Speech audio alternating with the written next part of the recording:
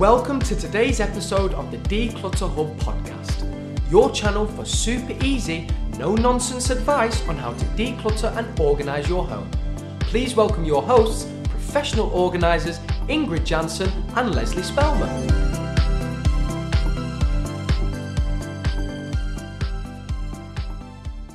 Hello and welcome listeners to episode 31 of the Declutter Hub podcast. I'm Ingrid. And I'm Lesley. If you have clutter and want to sort it out, this is the show for you. In today's episode, Lesley and I are talking about how you sort and organize your garage.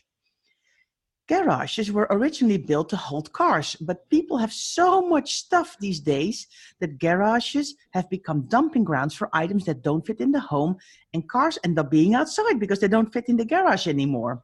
So Lesley, this is a big podcast, I think, talking about, we were preparing this and we were like, oh my gosh, there's so much involved in doing a garage declutter. I know. And we sometimes when we're doing these podcasts, we get very, very excited, don't we? Because I almost feel myself sat in someone's garage ready to get started, you know what I mean? So it's just like, we're like, yeah, we love the garage. You know what I mean? We want to be out there because it's a beautiful sunny day. It's like a perfect day today, isn't it, to do a garage? I know. It's nice and crisp. It's not too hot. It's dry. The sun's out. There's some blue skies. It's a perfect day for it. I know. Where's a garage? So first things first, I don't have a garage. I'm saying garage. No, can I just say, I'm from the north. I don't say garage. I say garage because that's the northern way to say it. You're saying garage, and now I'm saying garage. So I know I'm just going to flip, aren't I, between saying garage and garage throughout this whole podcast. Okay. But anyway. It's fine. All good. So how come you don't have a garage? Well, I mean, as you probably know, as I've mentioned on this podcast before, we kind of bought a house that was derelict when we first did it up, and we wanted the space really for the garden and didn't want to put a garage in the middle of it, and so I sort of incorporated a storage area. So I've got like almost the equivalent of a garage in my basement. So I've got two areas. I've got one that's a sort of a bike room, excuse me, and one that is like a sort of catch-all, it's a kind of combination utility room and garage, really, I suppose, storage area. So, but yeah, I've never really felt a need for a garage, and I'm fine without one. Yeah. Well, I actually do have a garage, and I'm lucky enough. I don't have a shed, but I do have a garage, and it's a double one at the end of my garden. So I'm very, very lucky. But it's a lot of work to make sure it keeps ticking over nicely and it doesn't become like a dumping ground of stuff. So I'm really glad we're doing this podcast because I can completely understand that it gets out of control really quickly. Yeah, I think it does. You know, there are a lot of people out there who may have their full house in control, but the garage or the shed is just completely out of control and everything just gets dumped in there. So if there ever were a dumping ground, the garage is definitely it. Okay. So how do we actually sort out a garage? What sort of things do we need to think out? It's a little bit different, isn't it, than a normal room in a house? Yeah, I think especially with the garage, you need a lot more preparation and planning. I mean, like we talked about an understairs cupboard in another podcast, it's inside, you need to create a bit of space, you can do it, you need an afternoon or a morning, and you're kind of sorted and Bob's your uncle. But with a garage, it's a whole different ballgame. You really need to put in some thinking time and some prep ahead of time. Yeah, so I think the most important thing for me with a garage is don't make it too hard for yourself. So look at the weather forecast and make, like we said today, is an ideal day for a garage, but it does have an impact. You know, if it's pouring with rain, it's going to have an impact on the logistics of what you're trying to do. It's going to be freezing. It's going to be miserable. That garage door is going to be open most of the day. And so, you know, it does have an impact on whether or not you're going to feel ready to take action and do it, really. So think about the weather and plan. If it's going to be a nice weekend, that's the weekend to do it. And it probably will take a whole weekend for some people, depending on the amount of stuff in the garage. Yeah, definitely true. And I agree with you. I mean, sometimes because with everybody's busy schedules, you might have to plan a weekend ahead, a couple of weeks ahead of time. But if you already know at the beginning of that week that the weather forecast is like looking atrocious, just reschedule because it's too big of a job to be miserable in. And I think also, I think in order for it to be successful logistically, you have to use your driveway or whatever is in front of your garage. And so the stuff needs to go outside, to create space, doesn't it? So Yeah. therefore you need it not to be raining. Yeah. Yeah. Very, very true. Yeah. So yes, you want to pull stuff out and maybe even put some tarpaulin on the floor so you can kind of work with a clean kind of piece of flooring.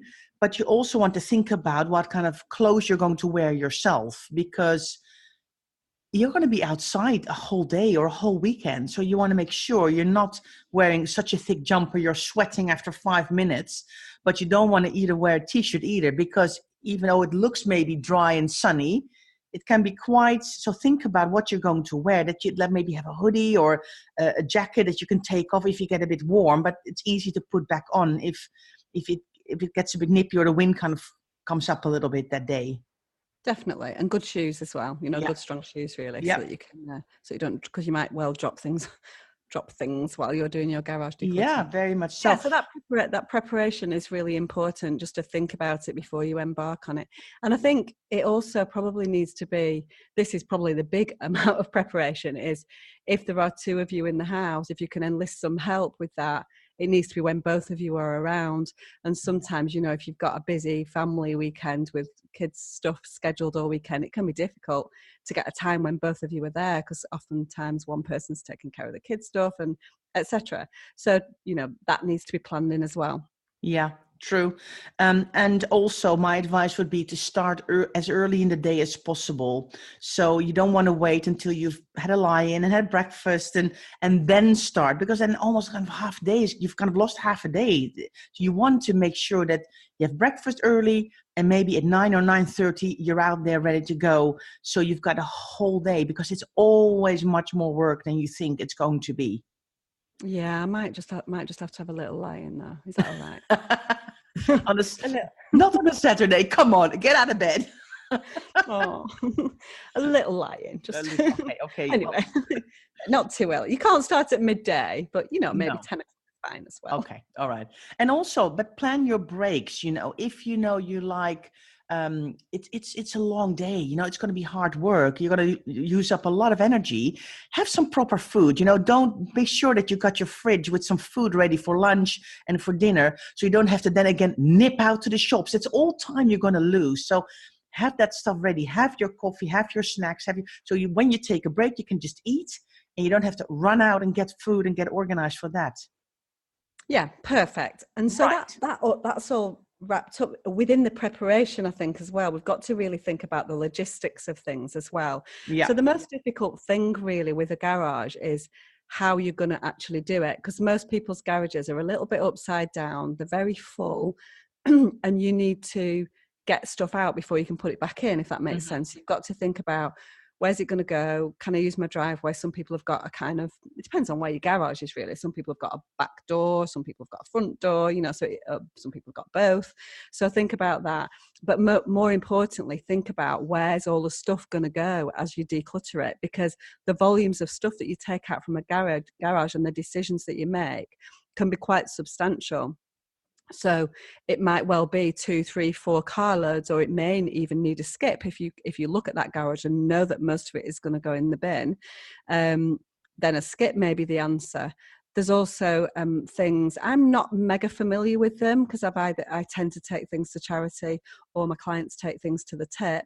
But there's also something called hippo bags, and I'm not sure whether anybody has used those or not. But it's almost like creating your own skip. You buy them, I think, from sort of like Homebase, B&Q, that kind of place, and you can fill them and somebody comes and picks them up in the same way that they would a skip, but it's not an actual skip on your drive. So Yeah. a lot of people talk about having huge success with hippo bags as well, and I think it's certainly cheaper than a skip.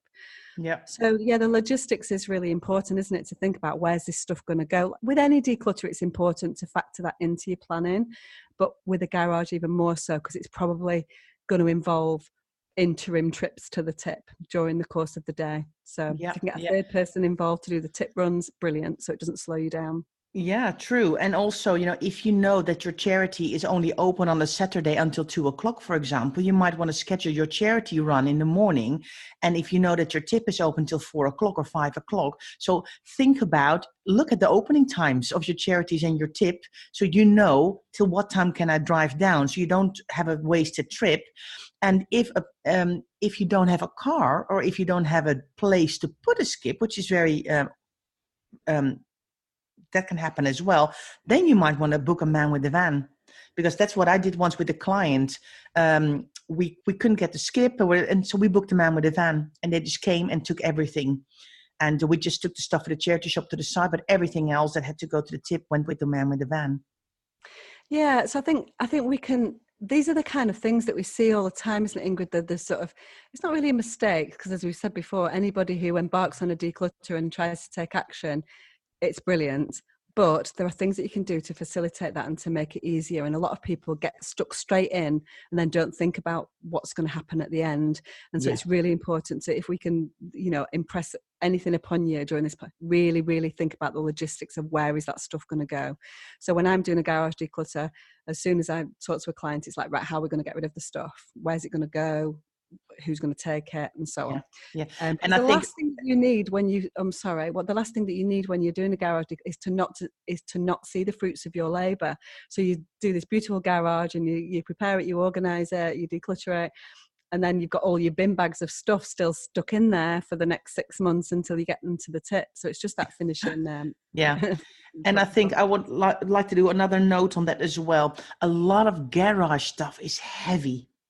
So that's why already you need to have two people. It's not only a very big job, but it's also all heavy stuff for some reason. So you need somebody to carry it and lift it with you, or help you sort it, or put it in a skip, or you need to have more manpower. So really ask a partner, a friend, a family member, your neighbor, or anybody who you think can help you to give you a hand on that day, because you're going to need all the muscle that you can get. Yeah, definitely.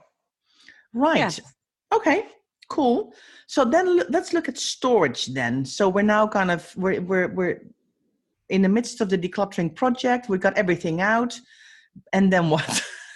Exactly. Then it starts to pour down with rain. You've got to get it over here. I know, exactly.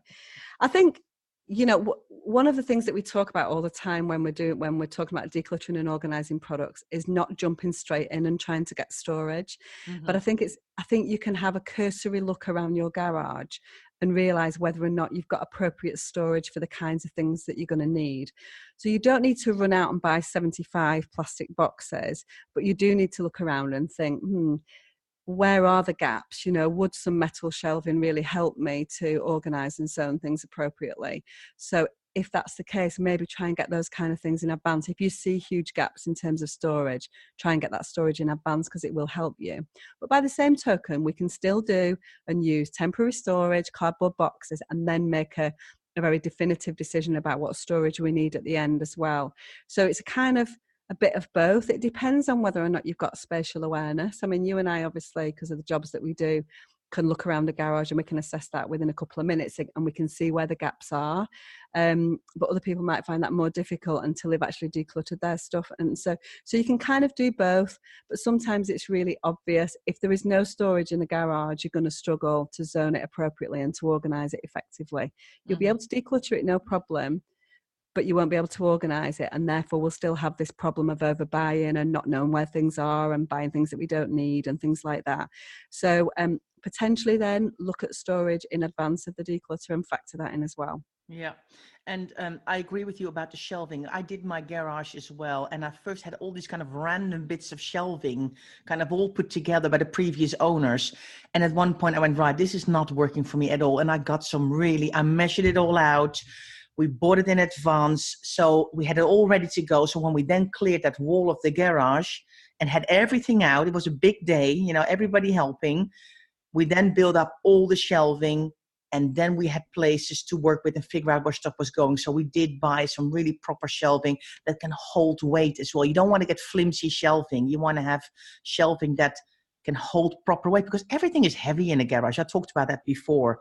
So invest a little. It doesn't have to be expensive, but you don't want to get a plastic flimsy shelving unit that might work perfectly in a cupboard in your hallway. But for a garage, you want to have something a bit more substantial. Yeah, I mean, places like B&Q have some great garage storage, don't they? Metal is good, isn't it? Because it's not going to get ruined. The plastic is more, as you say, is trickier. If that's all you've got, perfect. Yeah. You know, but it might need to be attached back to the wall and things like that. So just think about those kind of things. The other thing to factor in when you're doing garages, the boxes that you use need to be probably more substantial than the plastic boxes that you use inside a house. So we always love the kind of really useful storage boxes. Is that what it's called? Really useful storage company, really? Yeah. The really useful boxes are really fantastic quality. Because another thing that we see all the time is we see cheap boxes that have deteriorated and snapped and broken a lot, don't we, in garages? And so sometimes it's, rather than buying 5 boxes that snap over the years, you're better off buying a really good one that's going to last you a lifetime, really. And the really useful boxes stack really nicely, don't they? You know, they're good, but they're expensive, you know, so we need to factor that in. But buy better boxes. If you can buy strong plastic stackable boxes, those are going to be the best kind of things for certain things in a garage. And I think even preferably with lids, don't you think, Lesley? Preferably with lids. Oh yeah, definitely with lids. So dusty in a garage, and it just all seems to blow in from outside as well. So if you can, you might not be able to put a lid on every box because of the stuff that's in it, but if you can close it off, that would be fabulous. Yeah, there's going to be a difference, isn't there, between containerizing, which we might talk about in a minute. There's containerizing. So things like oils, you know, like engine oil and, you know, garden stuff and that kind of thing. Those are going to be containerized in a box that you need to get access to. So they don't necessarily need a lid on.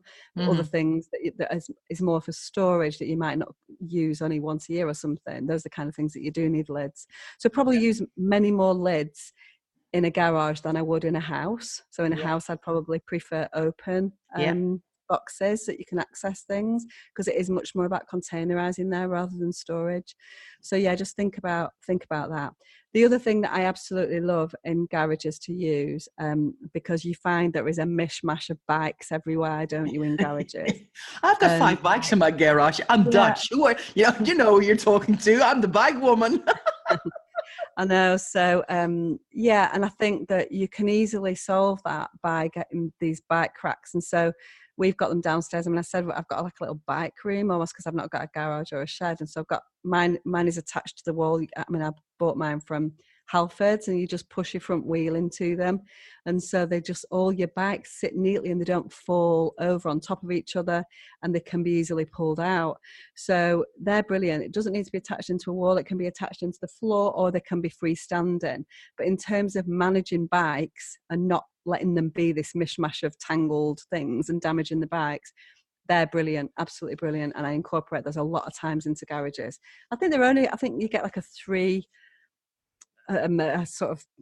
bike unit that can hold 3 front wheels of a bike for about £35. It's well worth it it if you've got multiple bikes in your home. And if you've got only one bike, maybe you can buy a bike rack that just sticks out with the 2 kind of metal poles you attach to the wall. You can just hang your bike on it. I think it's very much going to depend on the space that you've got. I mean, a lot of wall space, to be fair, in garages is taken up by the garage door. It's taken up by like meters and electric panels and things. So quite often there's loads of things on garage walls, which means that you can't suddenly start hanging things on them. But there tends to be some space. If you can go vertical on your storage, go higher on your storage, if you can incorporate little hooks for garden equipment and that kind of thing. Those are the kind of things. Be clever with your storage and with in your garage, and utilize every single space so that things are not stuck in the middle of the garage floor. Yeah, true. But Lesley, we're talking about this, and I'm just wondering, how does all this stuff end up in the garage? That's my thing. I see everything in there, everything, and it's just so interesting. It is interesting, really. It's whilst a garage is a difficult thing to declutter logistically and from a time perspective, because it's probably a longer, more difficult job than a room in your house. Mm-hmm. Psychologically, it's normally very simple, because what we find is that most things just end up in a garage because people have decided that they're no longer fit for being in the house. Yeah, I'm not talking about tents and bikes and things, because obviously they're going to be in a garage, but just, you'll have kids' artwork or sentimental things, or old crockery sets, or old hoovers and kettles, and all of those things that were like, oh yeah, well, I bought a new kettle, but I'm just going to stick the old one in the garage for now, just in case my new one ever breaks. And you're never going to go back to that old kettle. You're just going to go and buy another new one if that one breaks. And so those are the kind of things that find their way into garages. You're not quite ready to let go of them. And then they're sitting there for ages and ages. And so actually we've already made a decision about an awful lot of stuff in the garage that it's not fit for purpose anymore, but we've just not made that final leap in terms of getting rid of it. Also, what we find in garage is things that we've decluttered from the house in bags, sitting in the garage, waiting for something to be done with them. So sometimes actually the stuff is quite easy to get rid of once you get started. So psychologically, I think it's an easy room to declutter, but logistically it's harder because there's big volumes of stuff. Yeah. What I see a lot is kind of outgrown kids' toys.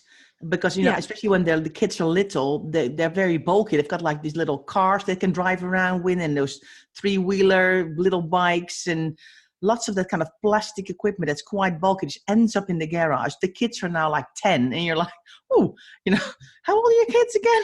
And because the stuff in there, it's just all kind of been dumped in the garage. I'm going to sort it out one day. Well, interestingly, the decision has already been taken, but it just hasn't made it to a charity shop or wherever just yet. All of the psychologists involved in decluttering are sitting in that garage, aren't they? Yeah. There's sentimental coming into it. Can't quite get rid of it because I feel sentimental about it. And that's where we'll find things like kids' artwork, things that the kids have done that suddenly sit in a garage. Guilt, there's things that people have given us that we're not quite ready to get rid of. So they all sit in the garage. Then we've got the kind of frugal make, do, amend mentality where we've decided that we want to get rid of an electrical item, but we're not quite ready to make that final leap because we still think it's working, it's got value in it. So all of that, and then procrastination, a big kind of psychological problem that we see all the time with decluttering, the sort of delayed decisions that we talk about all the time with procrastination.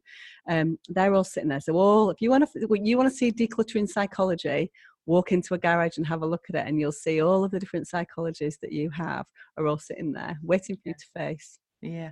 And I think also, especially that feel of overwhelm, because, oh my gosh, it's so full, it's so packed, I can't even walk in there. I have to start dragging everything out. And that feel of incredible, like, I don't know where to start is I think really high in a garage as well.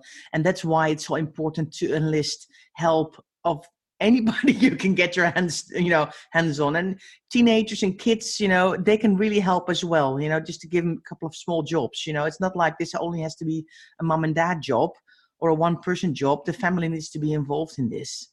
Yeah, definitely. Just as we said, for all the reasons that we've stated above, really. Yeah. So we're sort of motoring through it, making it sound it's kind of, we did. So we went straight from thinking about the storage to, actually, it's a really difficult decision. The decisions are difficult to make. So we've done it now. So all of the in-between, you're going to just have to do your best to get rid of things. Be really sensible about what's in there.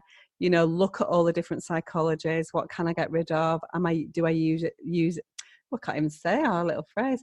Do I use it? Do I need it? Do I love it? Those kind of things. I mean, anything that you really love probably shouldn't be in a garage. Right? That should be in the house, I think. I mean, you might love your trailer tent, to be fair, but that's not going to sit in your kitchen, is it? But it's going to be use and need. Those are the kind of things, practical things that are going to be in your garage. But quite often, if you can avoid it being an overflow to your house, then that's better. But sometimes we don't have an option. So sometimes people use it as overflow storage for kitchen items, for bathroom items, that kind of thing. Some people use it for toy rotation. So if they're rotating the children's toys and they put those in the garage, but it's got to be stored really well in order for those rotational things and overflow systems to be effective. And I think that's where the next thing, zoning, is coming in, because I think what's really important is when you're decluttering your garage, start to categorize your items. So put your things for your car together. your cleaning stuff for your sponges and everything. Start to put stuff for your garden together, your plant pots and your earth and your tools and things for your garden furniture, the umbrellas, the cushions. Put that together. So start categorizing all the different things you find, and then it's much easier to decide, okay, what do I need containers for? Got all the small little bits. I mean, I've got like a sledge in my garage. It's hung from the window. We haven't had a lot of snow, so but I still want to keep it because I know the moment I'm going to declutter that sledge, we're going to have snow in the winter here in the south. So I want to keep that. So, but it's stuck away somewhere, which makes complete sense to me. But there's other bits and bobs you think, okay, this is not very useful. This can be decluttered. But categorizing will help you decide what category is it, what kind of box do I need, and do I actually want to keep it, or can I let it go, and where does it live in my garage? Yeah, a couple of things that I wanted to mention in terms of the kind of stuff that I see all the time, that I do the kind of clutter fairy raising the eyebrow to, which is things like kind of things that can go that are no-brainers that we find really difficult. So questions, gardening stuff, we buy these things like lawn feed and like spray things like weed killer. We have loads and loads of gardening things. Do we use those? Do we have a gardener, for example? Like quite often people will have a gardener that comes in to help them, but they've still got all of the gardening stuff. So you've got to think about those kind of things. Let's think about old paints. People keep old paint in their garage. If there's a quarter of a pot of paint in there, what are you actually going to do with that? And actually, do you touch up your paint? Some people do, so it's not a kind of definite decision. But I know that if I had a problem in my room and I had to touch something up, I'd probably repaint the whole room. I know that. Do you know what I mean? And so do you need to keep that old paint? And actually what happens is that we repaint the room and we've still got the colour before last. Yeah. So those are the kind of things that are really, that always hang around in garages. Old pieces of carpet, when people get new carpets laid, it's kind of I think I need to keep that just in case I need to spill bleach on it and I need to splice into it. Chances are that's not going to happen. If you've got a problem with your carpet, you're either probably going to replace it either yourself or through the insurance. What other kind of things are in that? There's so many things that are no-brainers, really. Car stuff, the car sponges and car cleaning equipment. And to be fair, most of us, not all of us, but most of us are taking the cars to car washes to be washed these days, and we are not using car washing equipment. Oil and that kind of things for cars, again, most of us are taking that kind of thing to the garage now, and we're not doing, like 30 years ago people used to top up their own oil, and I think you are supposed to top up your own oil, to be fair, but there are things, to be fair, but like Radiate, Radwell, I don't, just car stuff that we see, and I'm like, would you actually do that, or would you just go to a garage and get them to do that in their annual service? But we kind of think, oh, well, actually, we still need to keep because we might use it. Car bulbs, we see bulbs from headlamps, and that's not the way that cars work anymore. But we just gather these things along the way, and they're just cluttering up in our garage. So those are the kind of things that we just keep and keep and keep, and that just clutter up space. So there's just a few things that I wanted to mention that are, to me, are no-brainers. And 95% of every garage declutter that I do, I manage very easily to convince the homeowner that those things can go. Yeah, good point. And also I want to come back to boxes. We talked about having suitable boxes, good sturdy boxes, and also if you can, stick some labels on them. So it's clear, definitely, not only for you, but for everybody else. Where is the garden stuff? Where is the couple of car cleaning bits you have kept? Where is all of that, where you can find it in your garage? Label those boxes. It can just be a white sticker and a Sharpie. It doesn't have to be fancy, but it will really help you to also put things back where they belong if you've used something. Definitely. And everyone's garage is going to look different depending on what you do with your time, So I know you've got camping and stuff, so you've got loads of camping equipment. Yeah. We haven't. I mean, we have got a tent, to be fair, but we don't really, we just go in the tent.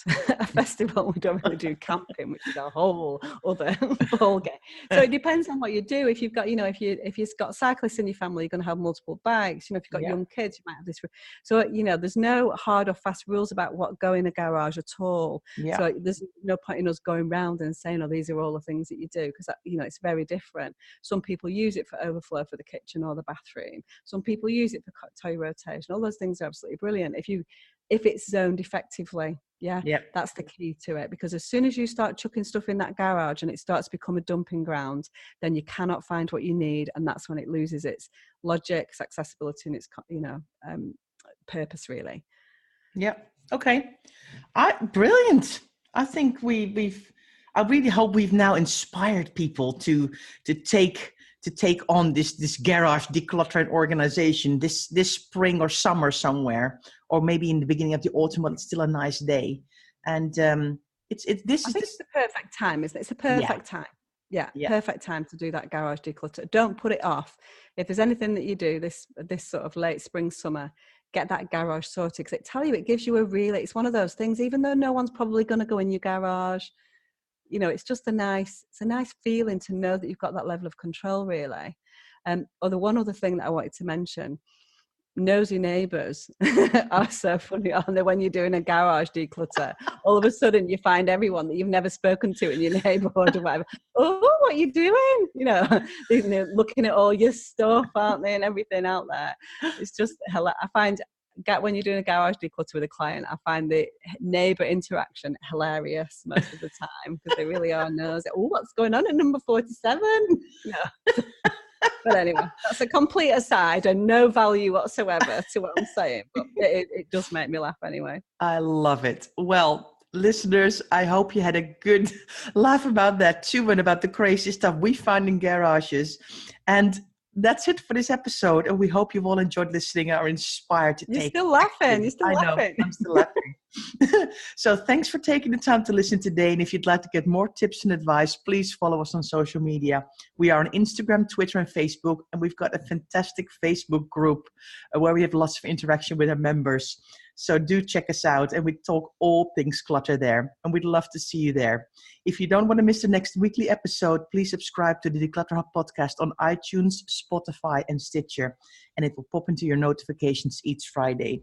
See you next time, and thanks for listening. Thanks for listening to this week's episode of the Declutter Hub podcast. Check out declutterhub.com for more inspiration, and don't forget to tune in next week.